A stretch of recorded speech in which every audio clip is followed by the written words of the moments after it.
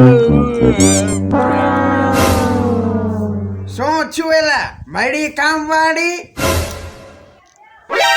અરે કાકા જેટલા જગ્યાએ પૂછ્યું પણ કોમ વાળું જ નથી મળતું. લ્યો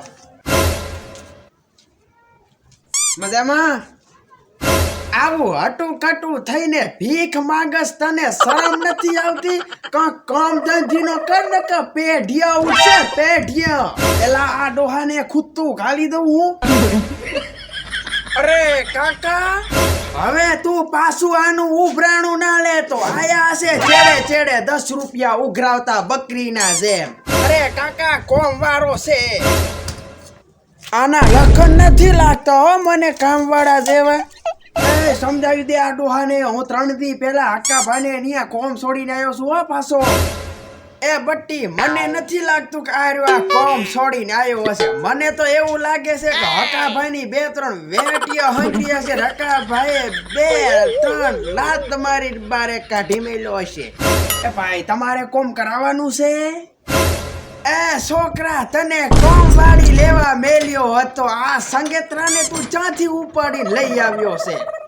અરે કાકા મોઢાના ઘરે કોણ તમારો બા કોમ કરવા આવે? કોમ વાળી રાખવા માટે પરણેલ દીકરી જોવે? એટલે તમે બાપ દીકરો બેવ મોઢા છો એમને? હવે બે તારા બાના નોતરામાંથી મોઢા હશે. મારી બાયડી તો જઈશે રીહમણે 40 વર્ષથી આજ. ડોહી હારી હશે તી બચારી પિયર જતી રહી. મારા જેવી હોય તો ખુદ્દું ગાલી દિહાડ જેલમાં પડી હોત. ટ્રાય મારો હશે તો ફાયર મારી આરે ફેરા પછી ખબર પડે તું જેલમાં જાય છે કે કુવામાં પડવા. તે બને કોમ કરવા તેડાયો છે કે તારા બાપની વહુ થવા? અરે કાકા મોડ જડ્યો છે આ કોમ વાળો. તમે વળી તો ખેલ બગાડો સોર્યા. હારું હારું હવે તું આને કહી દે કે તારે આખા ઘરનું કામ કરવું પડશે. અરે A to Z કોમ કરશે, તમે ટેન્શન ના લાવ. આ તો કહી દે ચમ ડોની વહુના જેમ ઊભો છે, મંડ કામ કરવા. હવે એમ તમારો બાપે કોમ નહીં કરે. પેલા જે મારે સુવિધા જોવે છે ઈ પૂરી પાડો. પેલા થઈ જાય બધી સુવિધા. વાહણ કહવા માટે સેલી અને કચરો કાઢવા માટે હાવેણી અને પોતું કરવાનું તો તું લઈને હારો હાર ફરી રહ્યો. હું પેલા આનું મગજ હિંધું ખાઈ ગયું છે કે શું? હું સુવિધાની વાત કરું છું ને પોતે ઓજાર ગણાવે છે. લે મને અરે કાકા તમે ઈ કે ઈ હોભળો પેલા. હવે હું મારા બાપનું નથી હાંભળતો તો આ ખહુરિયાનું હું હાંભળું? કોની પાસે કોમ કરાવવાનું છે કે નહીં? બોલ ભાઈ બીજી તારે શું સુવિધા જોવે હે? ભાઈ પેલા તો પ્રાઇવેટ રૂમ જોહે. Private room? બટી આને કહી દે અમારી પાસે એક ઓરડા ને બીજું રહોડા સિવાય કાંઈ નથી. બાથરૂમમાં રહેવું હોય તો ભલે પડ્યો રે બાથરૂમમાં. તારે તો મોટી ફેંકતો તો, અમારે તો મોટો ફ્લેટ છે. હવે ફેંકી ના હોત તો તું ના આવત ને ભોંડા. વાહ મળદ વાહ. મને તો એમ હતું કે હું આખા ગામને ટોપી ફેરવું છું, પણ તે તો મારી જ બેઠી વાયરી પરી. બોલ ભાઈ બીજી તારે શું સુવિધા જોવે હે? તો મારે AC વગર નહીં ચાલે હો. એમ તો મારે ડોસી વગર નથી આવતું, તોય હું ચલાવું રહ્યો. લે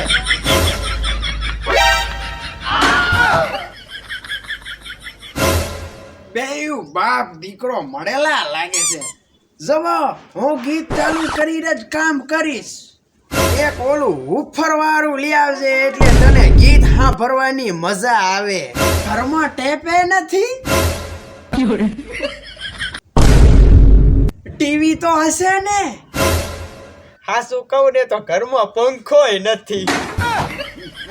ધંધે લગાડ્યો હો ભાઈ. પગાર કેટલો આપશો મને?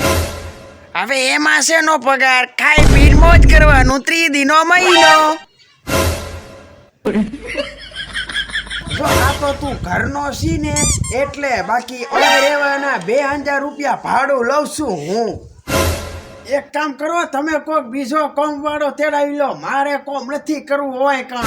જો ભાઈ તું અહીંયા કોમ નહીં કરે ને તો તને તારા બાની સોગન છે.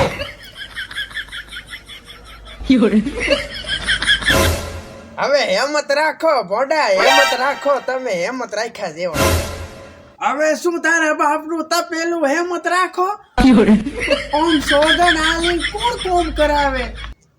તું ટેન્શન ના લે, જો કોક બીજો કામ વાળો ચડી જાય ને તો તારા હમ તને છૂટા દઈ દે હે. એટલે બધાને તમે સોગન આલીને કોમ કરાવો છો?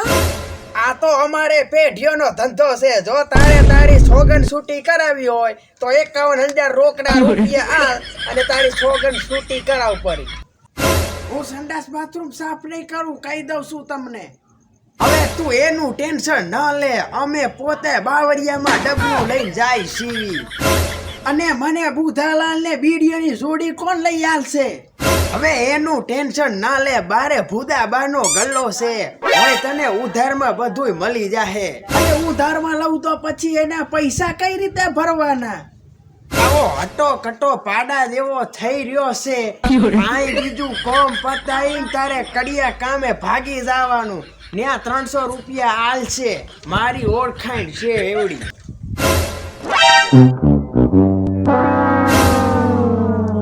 હવે હામું હું જોવે હે? સાનું માનું કોમ કરવા માંડ ને કે ધોલ ભેરા સેડા કાઢી નાખી તારા.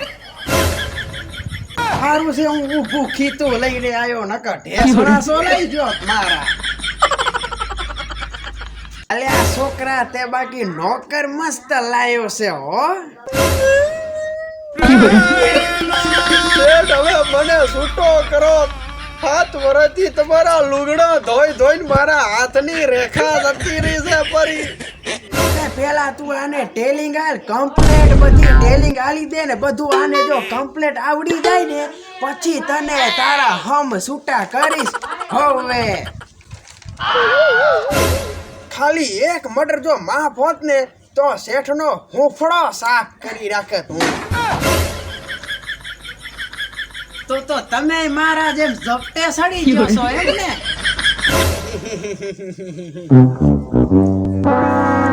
એડ હવે હું કચરો કાઢું, તું પોતા સાફ કરજે રો લે.